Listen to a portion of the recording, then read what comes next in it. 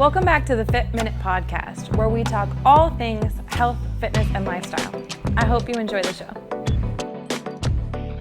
Welcome back. I'm your host, Gabby Mazar, and on today's episode, I have Jamie Mittelman. She's the founder of Flame Bearers, a global storytelling platform that showcases resilient women Olympians and Paralympians. So welcome to the show today. Thank you. Excited to be here. Yes, thank you for coming on. Why don't we start by just you telling us who you are, tell us about yourself, and what made you decide to start Flame Bearers? Sure. So, Jamie, born and raised in the Boston area, considered myself an athlete my entire life. Though in the context of working with literally the best in the world, that is not the hat I wear. I wear my marketing and media background hat. I was a three-sport athlete in high school and college. I played soccer. After graduating, I got my yoga instructor certification. Basically, sport has been one of my greatest teachers in life. It's the space where I've had some of my greatest moments of joy and learned some really hard lessons too. So essentially, I was getting my master's of policy at the Harvard Kennedy School and had been pitching a role actually that didn't exist. And I thought it should exist to the International Olympic Committee. And it was around their gender equity campaign. They do a whole lot of work around diversity, equity, inclusion. And I said, hey, let me help tell the world all the awesome stuff you're already doing. And then COVID happened and the Olympics and Paralympics were postponed. So I said, hey, fine, you know what? I'm going to just do this on my own. So that's when I started Flame Bearers with the goal of elevating the women who are competing at the highest levels in sports and telling their stories. 3 years later, we are today, and we have community members, listeners in 49 countries growing. We tell stories via video, podcast, and live events, all centering the narrative of Olympians and Paralympians from all corners of the world. And what made you specifically choose women Olympians and Paralympians? Yeah, I think a couple things. Number one, historically, less than 4% of sports media coverage goes to women athletes. So that's 96% of sports media goes to male athletes. And then if you are a Black or brown athlete, if you're from the global South, if you are an athlete with a disability, or frankly, outside of the kind of traditional mold of beauty, you're not really going to be covered, let alone covered in a way that is empowering and feels good to you. So I really wanted to be a part of changing that and providing the role models who are out there. So people around the world can say, hey, I can do that too. There's a woman who looks like me who's already at that level. So maybe I should go for my dreams too. So that's kind of why. In terms of why Olympians and Paralympians, I started this right at the beginning of the Black Lives Matter movement. And I'm a white woman. I'm a white, cis, able-bodied woman. And a lot of the conversations in my friend groups were around allyship. What can I do as a white person to be a better ally to individuals in the Black community? And I realized through that I had that just because I'm able-bodied doesn't mean that I should not be talking about athletes with disabilities, in the same way that just because I'm a white person does not mean that I should not be advocating and supporting people from the Black and brown community. So that's why Paralympians are in that group. And I am so grateful that I'm doing that, because they are some of the most amazing athletes I've ever met. So why do you feel, other than what you've already said, because of the coverage, why do you feel it's important to share these specific stories about these specific women? I remember when I was a little girl and watching soccer and going to my first women's professional soccer match and seeing women who looked like me, who were at that stage, and being able to have a dream to be able to say, hey, I can do that too. And I think little boys and little girls, if they can see it, they can become it. But I think it's really hard if you don't have role models who you can see and hear who look like you, that it's really hard to become something you don't know that even could exist. So it's really important for me to elevate women from all parts of the world and all backgrounds to show the range of possibilities, not just, the women who look like me. Sure, that's fine, but we already know those women are out there. Those are the women who get the bulk of media attention, which is about 4%. So still pretty pathetic in terms of the overall quantity. So let's just widen the range of scope of who's actually being covered. So, what exactly can you define Olympics and Paralympics, why they're different? Obviously, you know, where does Special Olympics fit into that? Why is it different? Such a good question. This is something that's commonly confused. I get so many questions about this. So the Olympics are the largest international, it's what everyone thinks of when you think of the Olympics. The Paralympics, para actually means parallel to or alongside. Those are athletes with physical disabilities. The International Olympic and Paralympics is it's one organization that organizes both of them. The Special Olympics are different because they're people with mental disabilities. So Paralympics is physical disabilities versus Special Olympics is mental disabilities. So that's what the difference is there. The direction I would love to see down the line, and obviously there are city capacity issues and venue limitations to this, is that they're actually live at the same time. Oh, that's pretty cool. I didn't know that. I thought they were one and the same. I mean, you know that Yeah. Paralympics has people with disabilities, but the separation between the two, I was not actually aware of that. So that is pretty cool. So tell me, so who are some of your favorite guests that you have on the show that you would like to showcase? Oh my gosh, I feel like you're asking me to choose between my unborn children. I I love every athlete that I've worked with. First and foremost, I recently had the honor of working with Michelle Akers. So for those who are not diehard soccer fans like myself, she's FIFA Player of the Century. Excuse me. Known as kind of the GOAT in soccer. She was on the founding U.S. national team, played up through 2000, I believe. It was really cool to be able to work with her on a very close basis to actually co-host a whole season with that original team. Other athletes who I've worked with who I think was absolutely blown away with, would be Massima Alizada from Afghanistan. She talked about, growing up in Afghanistan and cycling and having to dress as a man because if people saw her as a woman biking in her city, they would throw rocks at her. She had to be accompanied by men at all time when on a bicycle. So that was an incredible story for me to hear and to be a small part of telling, because it made me realize how lucky I am to be able to just hop on a bicycle and not think of the consequences, and the privilege that I have as being an American citizen. I love that story. I think it's pretty crazy to think the obstacles that especially women have to go through just to even ride a bike. When you think about the coverage that women get, it's only 4%. When you think about, other cultures and how they are different, and treating women and, what they go through in order to just be doing something that they love and that they're Totally. passionate about, just riding a bicycle down the street, you're risking your life even. It's wild. It's absolutely crazy. And, it's something that impacts her whole family. Her whole family, had to leave because they were targeted by the Taliban because she rode her bike. So it's wild. Coming from a very small town in the United States, it's a reality that I cannot imagine, but it unfortunately is very true and very real for many women around the world. How do you reach out to these people? How do you cover such a wide range of individuals and just get their story from them? Yeah. The real answer is a lot of hustle and a lot of time.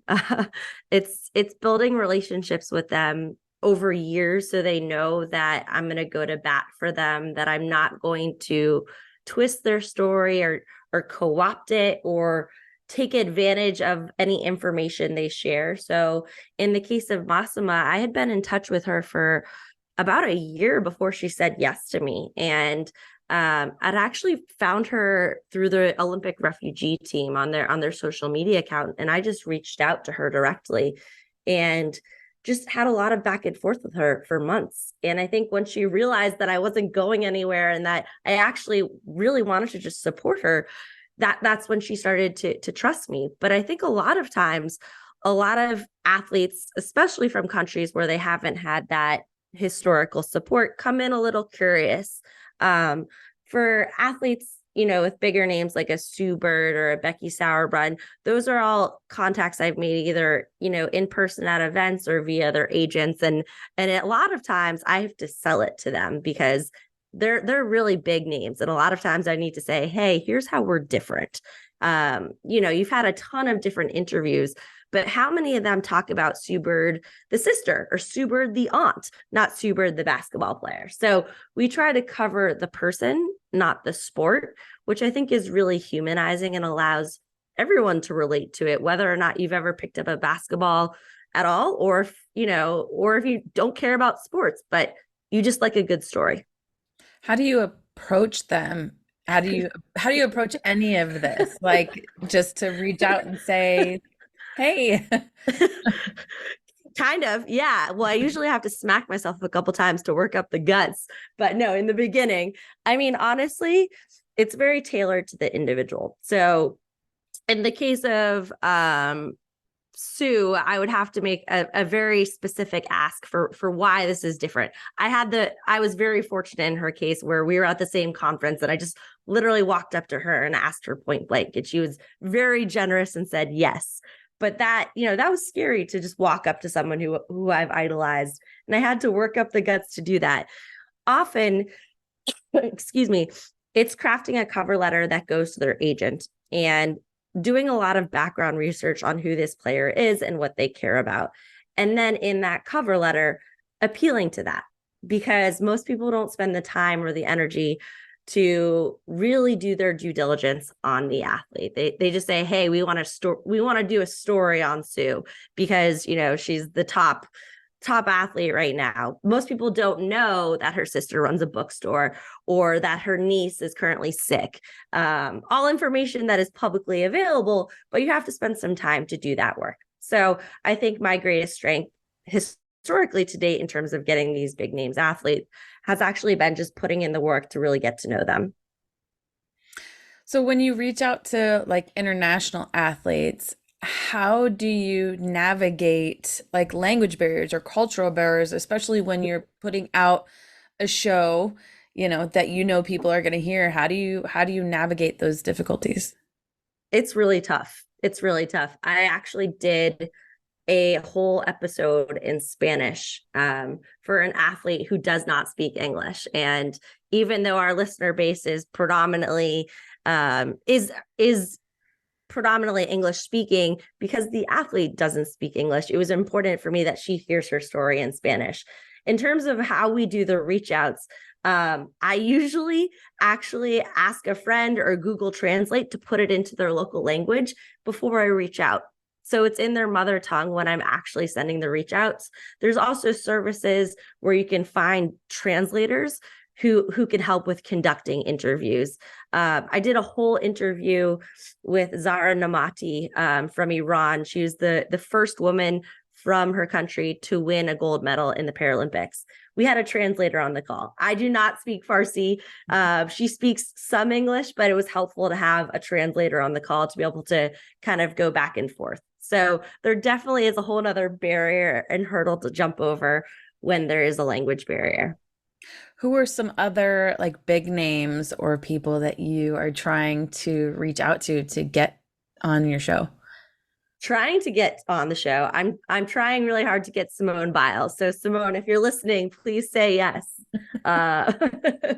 Naomi Osaka would be another one. The Japanese tennis player. I think she'd be incredible. Sky Brown. She's a skateboarder.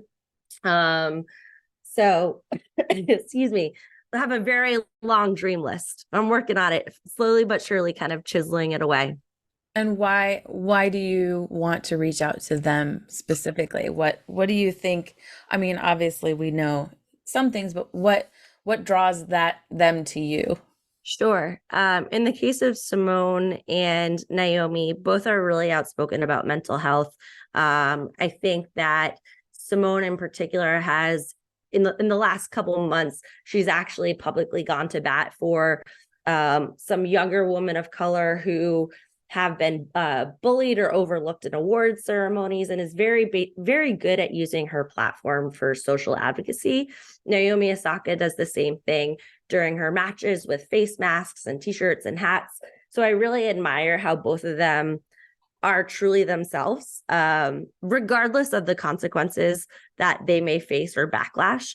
I also really admire Sky Brown. Sky is young. She's a 15-year-old skateboarder in a relatively new sport. The Tokyo Olympics were the first time that skateboarding was there for women athletes. She also is just incredibly personable, very relatable, very down to earth, very accessible, and just hilarious. So I would love to have a conversation with her because I think it would be fun. Yeah, I think it's interesting because you sharing these stories brings out the role model in them, the idea that little girls can have dreams. To be a 15-year-old skateboarder in the Olympics is huge, but a little girl seeing that can say, I can do that, or I want to do that. Where I think it's always been difficult for girls. I think, especially, being a personal trainer in the industry, I still get weird questions from men, and, people say odd things about like a female trainer versus a male trainer, which it's funny to me because it's like, this is what I do. This is my job. To me, it's Right. no different. But there is such a different view when we're talking about women, when we're talking about role models. And, you have like your Michael Jordans, obviously, is a role model to so many people. LeBron James, all of these, and most of them are in sports, like basketball Yeah. or football. It's not necessarily, I mean, there are people who idolize tennis players, but not nearly as much. You've got soccer all around the world. So you've got the biggest names in the world that are these role models. So showcasing other people and women to little girls, I think it leaves such a huge impact. I hope so. I really hope so. And the reason we're telling stories is because I think stories are the fastest way to someone's heart. That's how you get someone to care. I can say, "Hey, Gabby, you should care about X cause." And but you're inundated with hundreds of messages, hundreds of ads a day. But if I get you to care about something and you see part of yourself mirrored in someone else, then you're actually going to start to be invested. So sometimes people are like, why do you tell stories? Why is that the way you go about it? And the reason is because I think that's the best way to make people care. You want them to be relatable because they're just people too. They have Exactly. families and kids and lives and illnesses and whatever obstacles they're trying to overcome, just like anybody else. So it makes that person relatable, not just this person to idolize, but an idol that is human. 100%. That's actually one of the most commonly talked about topics that they share is they feel this pressure to perform, to be robotic, that this is their job, but just because they're athletes, people put them on this pedestal and expect them to be basically not human. And they're like, no, no, no. I have my insecurities. I have my doubts. I have my bad days. I have my great days too. Don't get me wrong.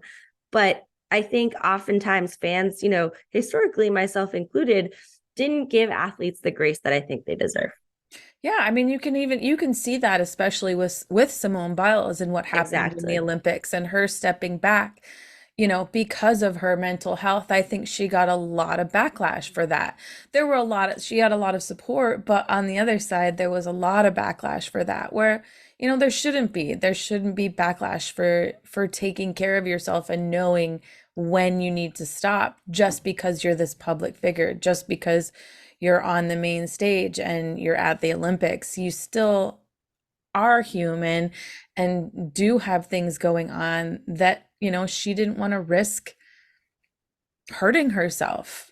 Exactly. I get angry about people when they hate on her.